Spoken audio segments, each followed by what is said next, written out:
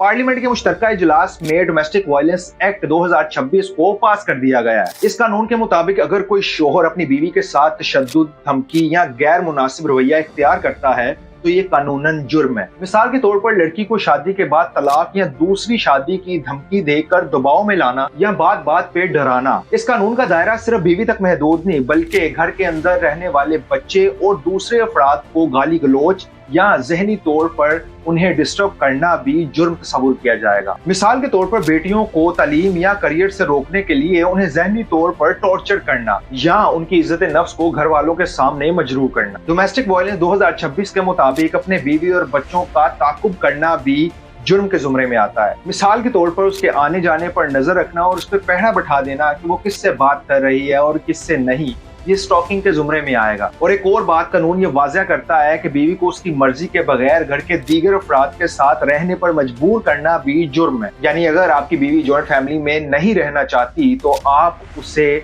जोर जबरदस्ती नहीं कर सकते। अब घर के अंदर होने वाली खामोश अजियत को कानून की जुबान मिल गई है।